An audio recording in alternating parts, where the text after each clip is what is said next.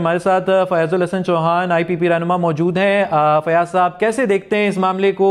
کل جو ہے سائفر کی 10 سال کی سزا سنائی گئی، آج بڑی خبر سامنے آئی ہے کہ 14 سال کی جو ہے بشرا بی بی کو اور سابق چیئرمین PTI کو جو سزا سنا دی گئی ہے توشہ خانہ میں، کیا کہیں گے؟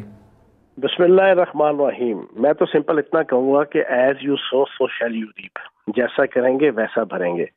اور جس طریقے سے سابق چیئرمین تحریک انصاف نے اور ان کی مرشد نے پاکستان کی ریاست کے ساتھ، سیاست کے ساتھ، پارٹی کے ساتھ، اپنے ورکرز کے ساتھ، ان کے جذبات کے ساتھ کھلواڑ کیا، اب اس کا نتیجہ یہی نکلنا تھا۔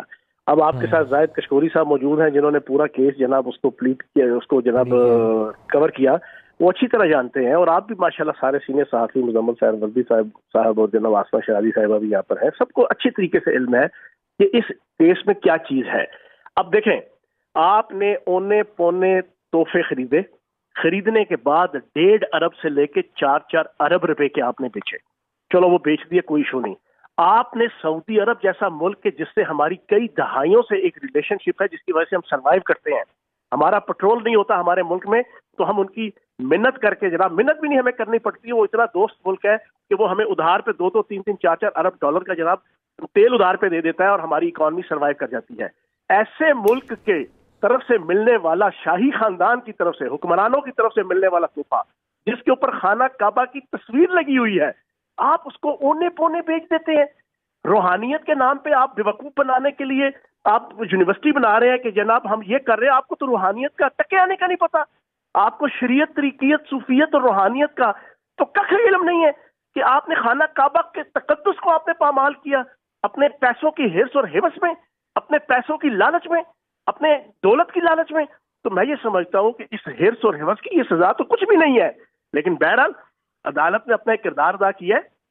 آئندہ پاکستان کا کوئی سیاستدان جو حکمران بنے گا تو کم از کم ایسی حرکت نہیں کرے گا، وہ اپنے ان دوست ممالک کے ساتھ جو رشتہ اور تعلق ہے اس کو کم از کم اپنی دولت کی لالچ کے رو میں جانا وہ ختم نہیں کرے گا، اس کو بہائے گا نہیں، اس کو ڈیمیج نہیں کرے گا۔ جی بہت شکریہ فیاض الحسن چوہان، آپ ہمیں آگاہ کر رہے تھے۔ زاہد کشکوری کی طرف جاتے ہیں۔ زاہد صاحب، کیا کہیں گے؟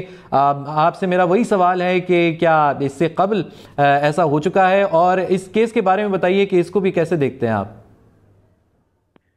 جی دیکھیے، توشہ خانہ کا تو پاکستان کی ریسنٹ تاریخ کا پہلا اور یونیک کیس ہے، اور یہ میکسیمم پنشمنٹ دی گئی ہے سابق وزیر اعظم کو، اور یہ برق رفتاری سے کیس چلا ہے۔ جی پہلی دفعہ ایسا ہوا، اسی بالکل ایک اسٹرائکنگ سملیرٹی سی لگتی ہے جس طرح سے پیناما کیس میں JIT ہوئی، پھر پیناما کیس میں جلدی سے 2 کیسز چلے تھے سپریم کورٹ کی سپرویژن میں۔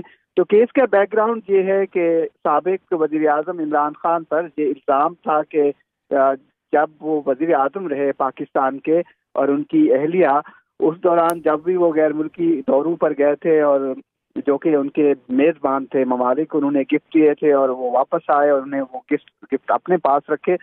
مجموعی طور پر جو نیب کی انویسٹیگیشن کا فوکس رہا ہے وہ ان کے گفٹ ہیں جو کہ بنیادی طور پر انہوں نے سیل کیے ہیں، واپس آ کر پرچیز کر کے حکومت پاکستان سے، اور پھر مارکیٹ میں، اور خود انہوں نے تسلیم کیا ہے۔ اور جس طرح میری سینئر کولیگ بتا رہی تھی، جو لیگل ٹیم ہے عمران خان کی، جو ہم نے آبزرو کیا ہے عدالتوں میں یا پروسیڈنگز میں یا باہر، وہ پورے طریقے سے اس کیس کو انہوں نے جو قانونی بنیادوں پر نہیں لڑا۔ بظاہر ایسا لگتا ہے اس کو سیاسی کیس بنایا گیا، اس کو سنجیدہ نہیں لیا گیا۔ دوسری طرف نیب اس کو انویسٹیگیٹ کر رہا تھا، ان کی جو جوائنٹ انویسٹیگیشن ٹیم تھی، انہوں نے 3 ممالک سے ان کی ایویلویشن کروائی مختلف گفٹ سے، اور پھر عمران خان کے اگر آپ ایز اے وزیر اعظم دیکھیے 2018 میں ان کے پاس 4 کروڑ 30 لاکھ کا ٹوٹل سرمایہ تھا، ان کے ایسیٹس کی جو مالیت تھی اثاثوں کی وہ 4 کروڑ 30 لاکھ تھی۔ لیکن جو ابھی وہ انتخاب لڑ رہے تھے انہوں نے بتایا ہے کہ ان کے